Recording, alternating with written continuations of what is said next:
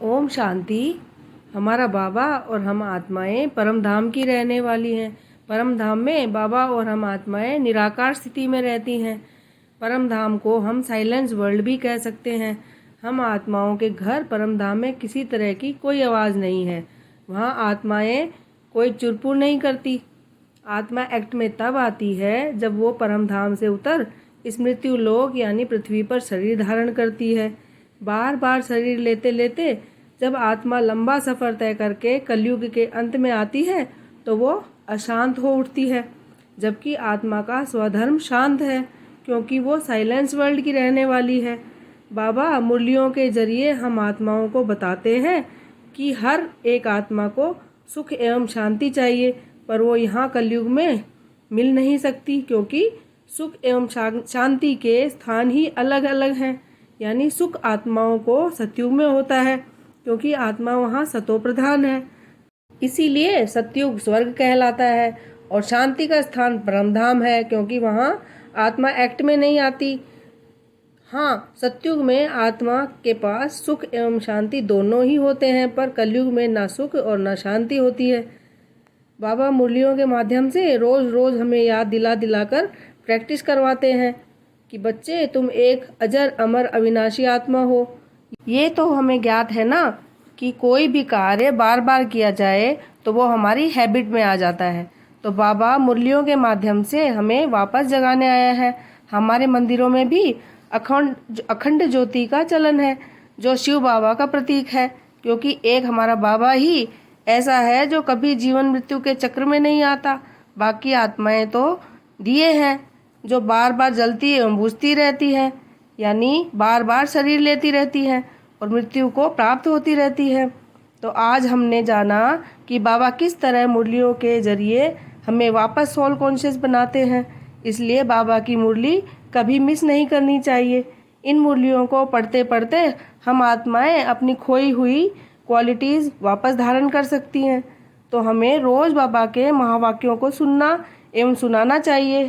कहते हैं ना कि ज्ञान ही वो धन है जो बांटने से बढ़ता है। तो बाबा का दिया हुआ ज्ञान हमें हर एक आत्मा को देना है। मैं जो गीत वीडियो में डालती हूँ उनके अर्थ जब ही समझ में अच्छी तरह से आएंगे जब हम रोज़ रोज़ मुरलियों का अध्ययन करें।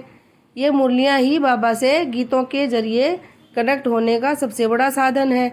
मुरलियों में आने वाले महावाक्यों को जब हम गीतों के जरिए मन में फील करते हैं और बुद्धि से उनको चित्रों में ढालते हैं तो बाबा की याद सहज हो जाती है।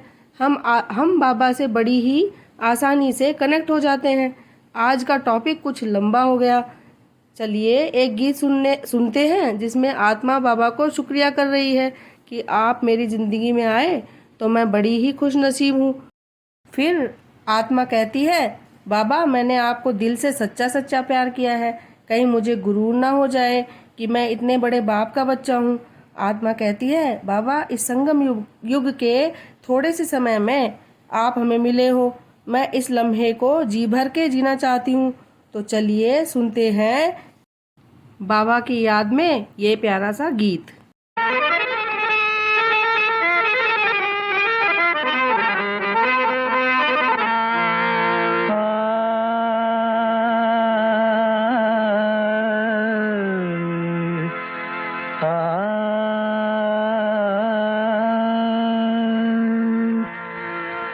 बहुत शुक्रिया,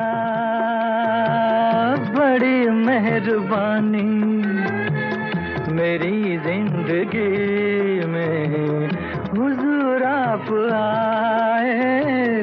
कदम चूम लूं या के आंखें बिछा दूं, करूं क्या ये मेरी समझ में ना आए। बहुत शुक्रिया।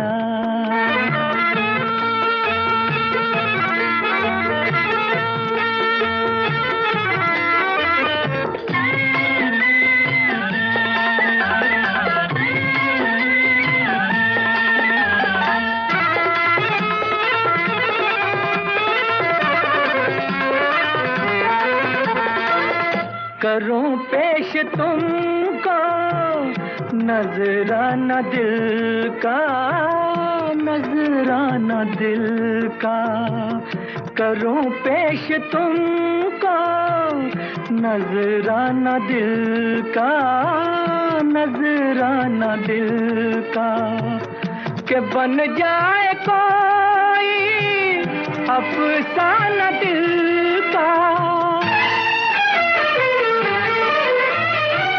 खुदा जाने ऐसी सुहानी घड़ी फिर, खुदा जाने ऐसी सुहानी घड़ी फिर मेरी जिंदगी में पलट के न आए।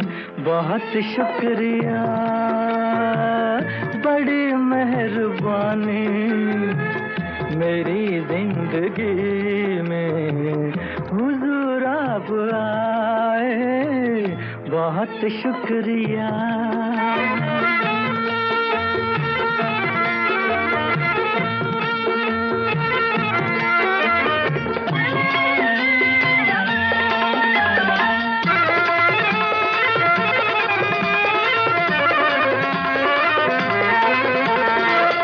खुशी तो बहुत है मगर ये भी गम है, मगर ये भी गम है कि ये साथ अपना कदम दो कदम है।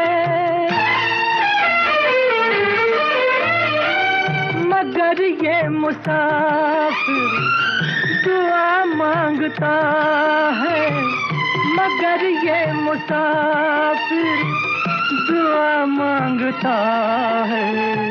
खुदा आपसे फिर किसी दिन मिलाए। बहुत शुक्रिया, बड़ी मेहरबानी मेरी जिंदगी में हुजूर आप आए। बहुत शुक्रिया।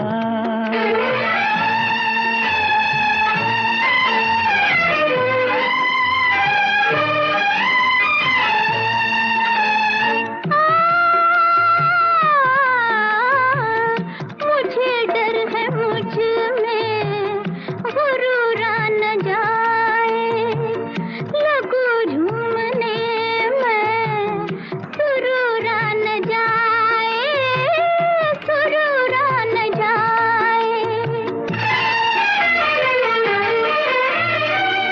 कहीं दिल न मेरा ये तारीफ सुनकर, कहीं दिल न मेरा ये तारीफ सुनकर तुम्हारा बने और मुझे भूल जाए।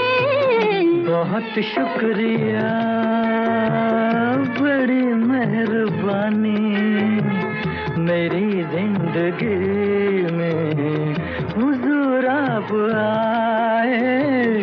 कदम चूम लूं या के आंखें बिछा दूं, करूं क्या ये मेरी समझ में न आए। बहुत शुक्रिया।